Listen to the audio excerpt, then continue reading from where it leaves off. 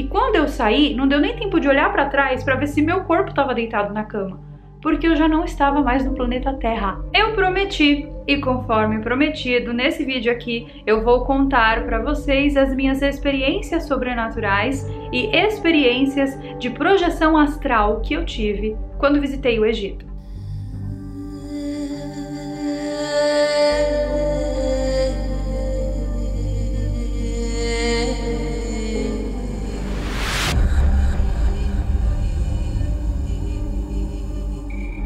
Então, para começar esse vídeo, você que nunca ouviu falar sobre projeção astral ou não sabe o que é projeção astral, eu vou explicar agora brevemente. A projeção astral ou projeção da consciência é quando você faz uma técnica, e essa técnica é uma técnica terrena, você não utiliza de nenhum tipo de psicotrópico, nenhuma erva, não fuma absolutamente nada, não toma nada, é uma técnica de ativação da sua glândula pineal, e essa técnica permite que você consiga separar o teu corpo físico do teu corpo astral. Aí, quando o teu corpo astral sai do corpo físico, ele está, obviamente, em outra dimensão, em um campo mental, um campo até espiritual. E por causa disso, você tem acesso, você consegue enxergar outras realidades. E as pessoas que praticam essa técnica, elas conseguem fazer as famosas viagens astrais ou viagens da consciência, onde a sua consciência, agora livre do peso do corpo, consegue se desprender e viajar para locais distantes dentro do planeta, locais até fora do planeta, tendo contato com seres astrais, seres desencarnados, pessoas que já morreram. É uma técnica bem abrangente, muito interessante, que eu pratico há 5 anos. Para além disso, existem vários tipos de projeção astral, existem as projeções conscientes, as projeções inconscientes e as práticas de sonho lúcido, todas elas envolvendo a exata mesma história de quando o seu corpo físico é separado do teu corpo astral ou corpo mental, e esse corpo mental passa a viver experiências fora do corpo. Mas existe uma outra maneira de fazer a projeção astral, onde você não é consciente disso, tá? Você sai do corpo mesmo sem querer, mesmo sem saber que está saindo. Todo mundo sai do corpo de maneira inconsciente, principalmente quando está dormindo. Então a diferença entre praticar a projeção astral e não praticar a projeção astral é que todo mundo sai, porém quem pratica tem consciência do que está fazendo. No final do mês de janeiro, eu estive no Brasil e eu comprei esse livro aqui, Viagem Espiritual, do Wagner Borges, que eu não sei se vai estar dando para ver direitinho a capa. Esse livro aqui eu comprei na Saraiva e eu comprei porque eu gosto muito do trabalho do Wagner Borges. O Wagner Borges e o Saulo Calderon são duas autoridades no ramo da projeção astral no Brasil. E foi através do Wagner Borges, quando eu tinha por volta dos meus 19 anos, que eu desenvolvi o interesse na projeção astral. Eu tinha assistido o programa do Jô Soares, onde tinha uma mulher projetora dando entrevista. Infelizmente não vou lembrar o nome dela. Eu me interessei pelo assunto, fui pesquisar o assunto na internet e acabei caindo no site do Wagner Borges, então eu conheço ele há muito tempo. Porém, por causa dos assuntos do canal, eu já consegui entrevistar o Wagner Borges aqui no canal. Tem a entrevista, deixarei no card caso você queira assistir. E também consegui entrevistar Saulo Calderon mais de uma vez, é meu amigo, nós sempre conversamos, e eu considero essas duas pessoas como sendo autoridades no assunto. Dentro desse livro aqui, você consegue entender com várias figuras, ele é como se fosse um manual, tá? As diversas maneiras de fazer projeção astral, e foi nesse livro aqui que eu consegui entender alguns tipos diferentes de projeção astral que eu tinha, que eu não sabia se era projeção astral ou se era só um deslocamento do corpo. Como, por exemplo, às vezes, antes de sair na projeção astral, meu corpo se desloca para a direita e parece que eu tô torta deitada na cama. Eu achava que isso era um fenômeno da projeção astral, mas não, isso já é uma saída do corpo. Então eu comprei o livro lá no Brasil e daí eu vim lendo o livro no avião e eu terminei o livro dentro do avião mesmo, porque é realmente muito bom. Se você quiser comprar esse livro, eu vi que tem na Amazon no Brasil, vou deixar o link aqui embaixo na descrição.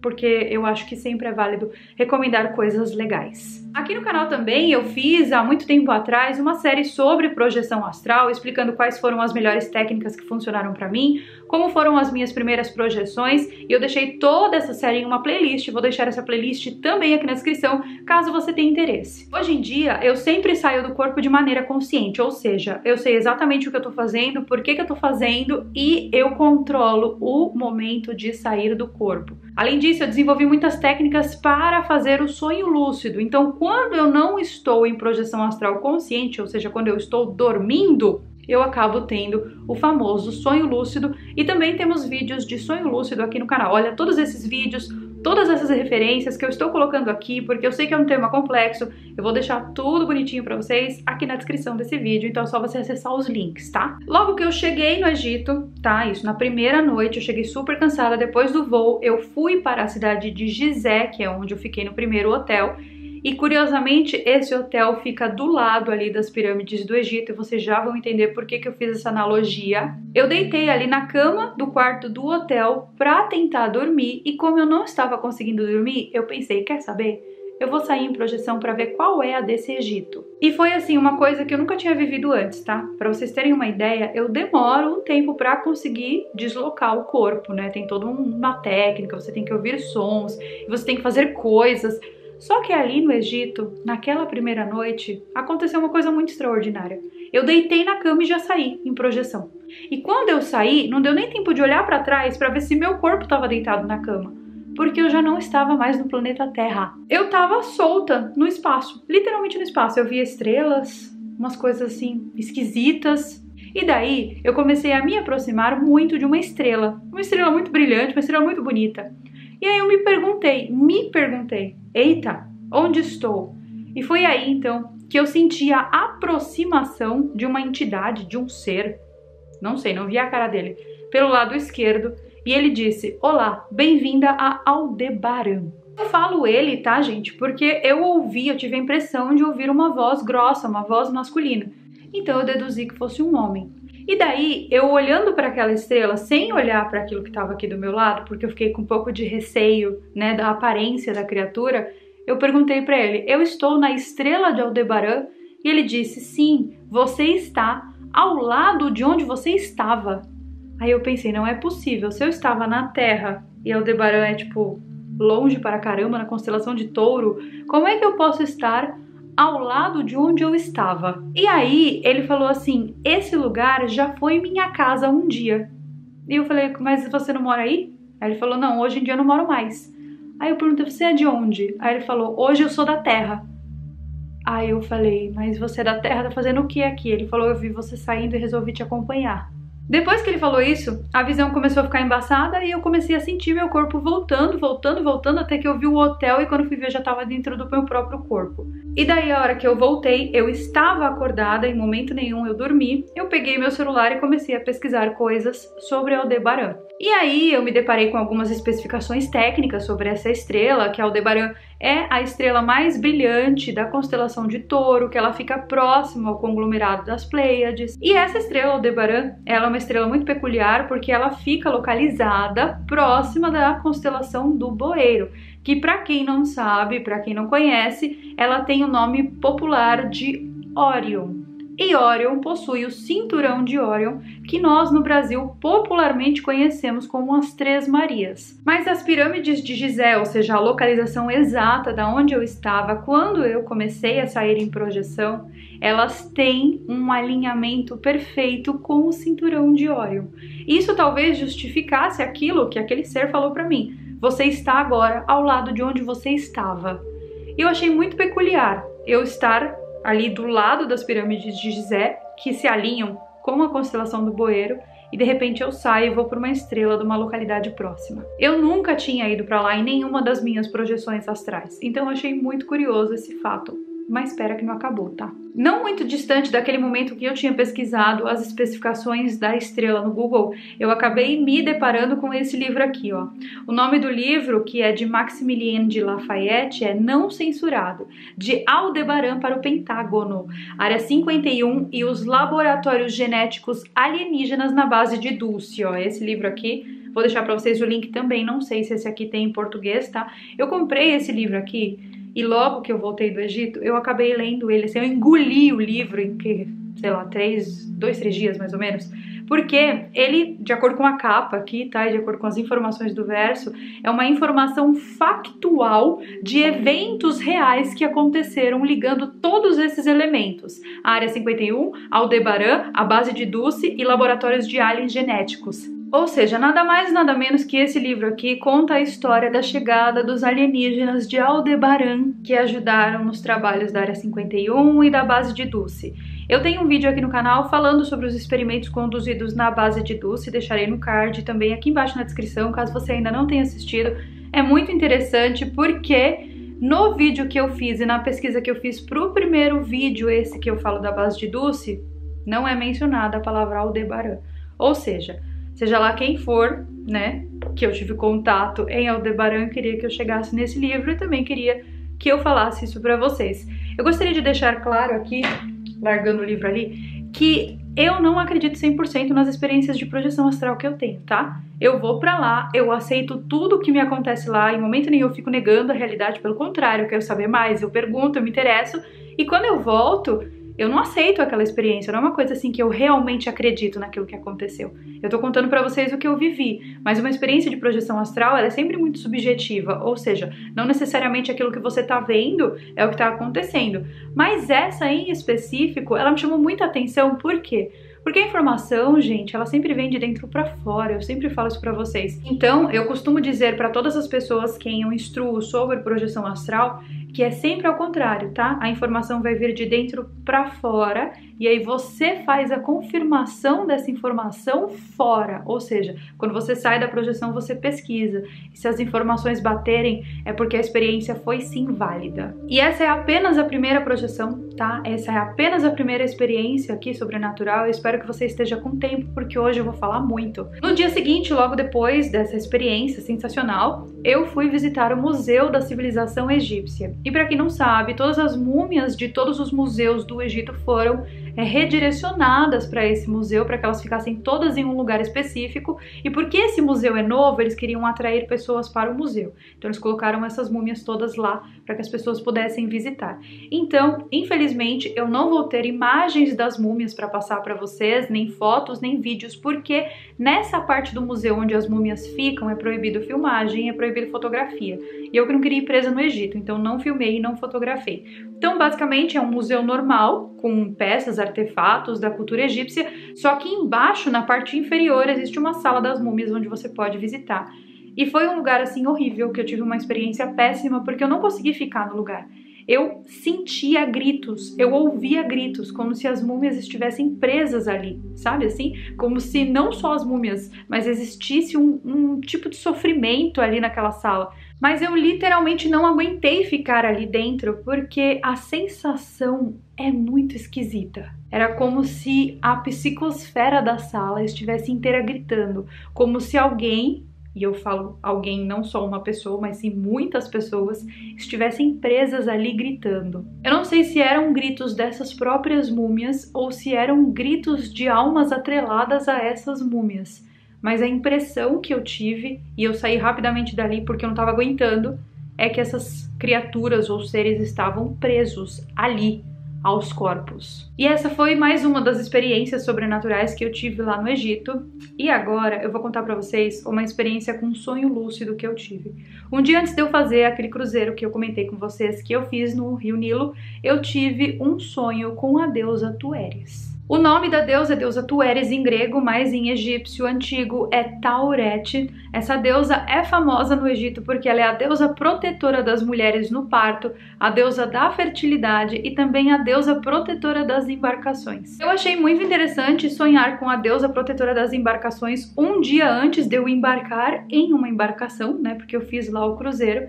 E eu linkei uma coisa com a outra, e no sonho, o sonho assim foi bem vívido, bem lúcido, ela me fazia uma proposta de trabalho, mas até agora eu não consigo me lembrar que proposta de trabalho era essa. Ela falava, eu quero que você trabalhe comigo. E logo em seguida ela me levava para uma sala onde tinham 2 representantes dela. E esses 2 representantes eram humanos, 2 homens. E eles me mostravam um contrato onde eu tinha que assinar e eu receberia por esse trabalho 10 mil. Agora eu não sei que moeda que era, tava escrito só 10 mil. E daí eu olhei na cara da deusa Tueres, olhei na cara desses dois homens representantes e falei, olha, sinto muito, mas eu não posso aceitar esse trabalho. Levantei e saí. E daí ela deu risada pra mim e deu tchau. E eu saí da sala. E eu não vi absolutamente nada relacionado a essa deusa um dia antes ou uma semana antes de fazer esse cruzeiro, ou até mesmo de ter esse sonho. A última vez que eu tive contato, assim, que eu me lembre com ela foi através da cultura pop, né? Porque todo mundo sabe que a deusa Tueres faz uma apariçãozinha naquela série da Marvel Cavaleiro da Lua, que tem toda essa pegada de deuses egípcios e tal. A série é bem interessante e bem legal, na minha humilde opinião. E, gente, a deusa Tueres do Cavaleiro da Lua era idêntica, assim, em figura, à deusa Tueres que apareceu no meu sonho. Então pode ser que o meu cérebro tenha gerado a imagem, baseando-se na imagem ali do Cavaleiro da Lua, porque essa era a única imagem que existia da deusa Tueres no meu cérebro. A quarta e última experiência sobrenatural que eu tive no Egito, que eu vou contar pra vocês aqui nesse vídeo, aconteceu logo em seguida, logo depois de eu ter visitado o mortuário de Hatshepsut. Esse nome é muito difícil de falar, não sei como conseguir, forças ao ícone aqui, porque foi bem difícil. E foi o seguinte, gente, vocês se lembram no vídeo anterior que eu contei pra vocês que eu fui ao Vale dos Reis visitar a tumba de Tutankhamon e que eu passei muito mal depois disso? Pois é, o dia que eu fui nesse mortuário é de Hatshepsut, eu já estava com infecção intestinal, então já estava passando muito mal. Então eu acordei muito cedo, um carro veio buscar a gente, nós fomos até o santuário. E lá no santuário eu andei, visitei tudo, filmei tudo, tirei muitas fotos, achei tudo muito lindo. Daquele santuário nós fomos para o templo de Karnak e é uma viagenzinha entre um ponto e outro, fiquei aproximadamente 1 hora dentro do carro. E daí, naquele balancinho do carro, porque as ruas do Egito são bem esburacadas, eu acabei pegando no sono. E logo que eu peguei no sono, assim, ou seja, que eu vi meu olho fechar, eu já vi meu corpo saindo, olhei pra trás e vi meu corpo sentado no carro. Aí na hora já me liguei e falei, opa, estou em projeção, seguimos. E nisso, o carro estava indo em direção ao templo de Karnak, deixando pra trás o mortuário ali de Hatshepsut.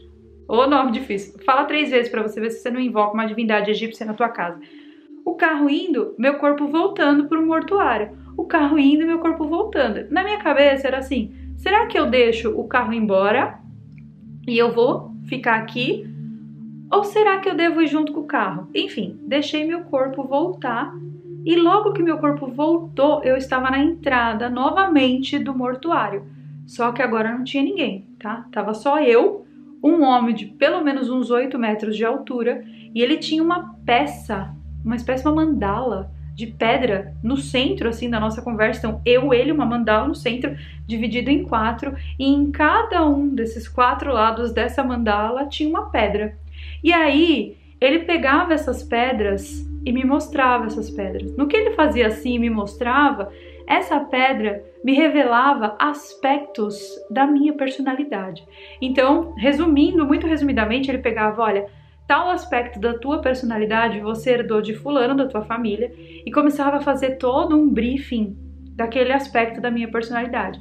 Depois ele tirava outra pedra, esse aspecto da tua personalidade você herdou de fulano da tua família. E fazia. Ele fez isso com as 4 pedras e ele disse pra mim que eu havia escolhido aquelas 4 pedras para que ele revelasse aquelas 4 pedras pra mim, que ele era um oráculo. Aí eu falei pra ele assim, mas eu não me lembro de ter escolhido. Ele falou, você escolheu sim, quer ver? Ele tocou na minha testa assim, ó, aqui, ó. Do que ele tocou na minha testa, eu voltei muitos anos no passado. Mas muitos, gente, muitos. Era como se tivesse feito assim, ó. Porque o templo de Hatshepsut, ele estava colorido. E o templo que eu visitei, vocês viram aí nas imagens, ele tinha cor de areia, né? Mais uma vez, ele já foi colorido. Ele estava colorido, a Hatshepsut estava toda colorida, pintada de vermelho. E eu me vi escolhendo as pedras e entregando para ele. Aí ele falou, lembra agora que você já escolheu?